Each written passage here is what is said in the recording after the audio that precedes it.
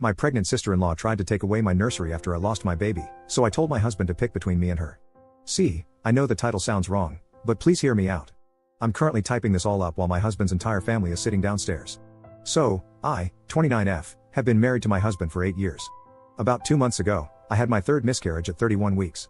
I won't be talking about it because it makes me feel so depressed, but you'll need to remember this. About 4 months ago, my sister-in-law, 20F, came crying at our doorstep, telling us she's pregnant and her boyfriend didn't want anything to do with the pregnancy, and she had nowhere to go. My husband and I openly took her in, welcoming her into our home with open arms. For the first few weeks, it was really hard for her, understandably.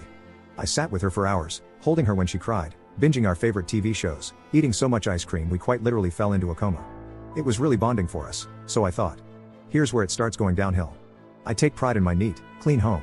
My sister-in-law, on the other hand, did not. She would leave her clothes all around the house, leave her dirty dishes wherever, and even went as far as leaving her adult toys on our living room table. I tried to talk to her directly before I talked to my husband, and she immediately started crying and told me she should try to be cleaner. I hugged her, told her it was okay, but this is a clear boundary for me. She told me it wouldn't happen again, but it only got worse. She told me I was expected to do her laundry, dishes, and clean her room daily because she's the pregnant one. Well, I do understand how hard it is being pregnant, I just couldn't allow myself to feel like a maid in my own home. Disclaimer, I bought this house, not my husband. It was all me. Not to mention my recent loss of my child. So, I told my husband, but what he told me shocked me. His exact words were, "Honey, she's going through a lot right now, we really should be helping her out. Plus, it might make you feel better to take care of someone who's pregnant." I was pissed, to say the least. Make me feel better? She's going through a lot? We need to help her? Letting her stay with us wasn't enough?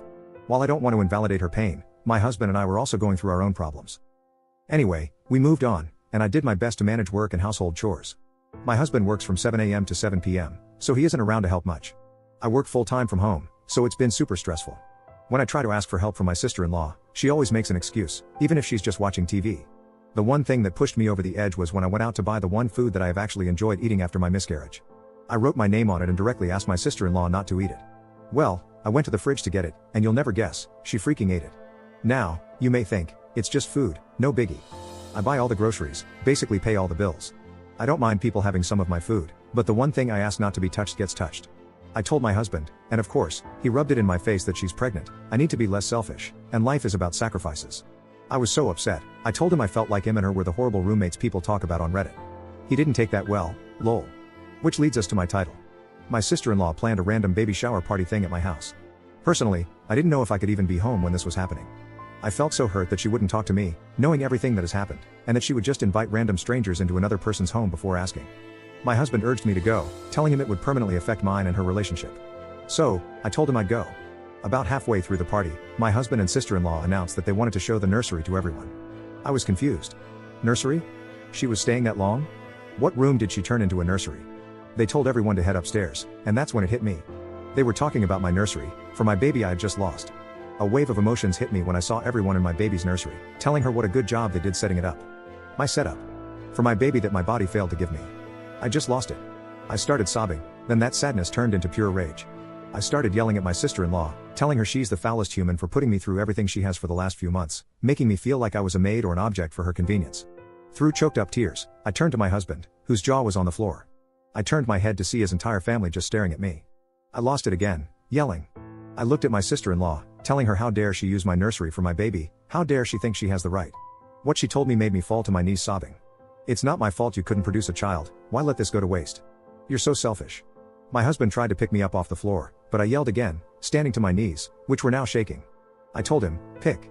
A dumbfounded look on his face, I yelled again, pick, me or her. He couldn't even muster up anything to say. I just looked at him, pure betrayal. I pushed past the crowd of family and ran to my bedroom and locked the door. Even if no one sees this, at least it's helped me let these emotions out. Update 1. I'm not quite sure if this is the proper way to do an update, but hopefully, everyone can see it. First, I just want to address a few comments. I know I had a stillborn. The only reason I say miscarriage is because that is what my obstetrician told me was happening. Second, some people have been saying this story is fake because of the way I described the argument. Falling to my knees, pure betrayal, etc. I can assure you it is not. I cannot make anyone believe me, but this is my life, so you can either think it's fake or not. After posting my story on Reddit, I sat on my bed, wiping my tears and telling myself I will not take this disrespect. I walked downstairs, shutting my nursery door on the way. I was greeted with everyone comforting my sister-in-law. I kindly asked everyone, besides my sister-in-law and husband, to respectfully get the heck out of my house. After all the dirty looks and shaming, it was just my husband, sister-in-law, and myself. They sat themselves on the couch, not saying anything. I sat with them. The silence felt like forever, none of us had anything to say. I knew I'd have to start the conversation. I looked at my husband and said, "Did you decide?" He looked at me, just staring. I asked again in a firm tone this time. He ended up mumbling some sort of insult, and I couldn't really make out what he said. Something bad. I stood up and told them both to get out, but then they wanted to talk, telling me this is all a misunderstanding, that they're sorry, blah blah blah. I grabbed a backpack from my shoe closet and told them to pack their things. My sister-in-law told me I couldn't just make her leave, and I was a horrible person. I laughed in her face and told her this is my house, and I can do whatever I want. My husband stood next to me and told her it was only for a little while. I turned to him and said, "Oh, you too, get out." He got all mad and told me we were a married couple, and that this isn't how marriage works. I told him, "No, it is not. Marriage is where two people support each other, not treat their wife like crap." They both ended up leaving after many insults towards me. Oh, but wait, it's not over. This morning, as I was getting ready for a Zoom meeting with a few other coworkers, my husband showed up. I let him in, telling him to get whatever he needed and to go because I had to work. He started apologizing and telling me he wants to make it right. I told him I just need time away from him. Then he threw in my face, "Well, it's not my fault you lost our children. Maybe this would have never happened." My sister was right, you are selfish. I have never, ever made my husband feel like he cannot grieve with me over this, never made him feel less than because of his pain. I turned around and slapped him in the face. I never condone violence, and I'm very upset I would ever do that to another human, but I just couldn't deal with this. He took a step back and then threw all of my makeup on the floor, which I sort of understand because I hit him, but then he started breaking all of my decor in my bathroom. I yelled at him to stop and that I was sorry, but he just kept going, even going as far as punching a hole in my bathroom wall.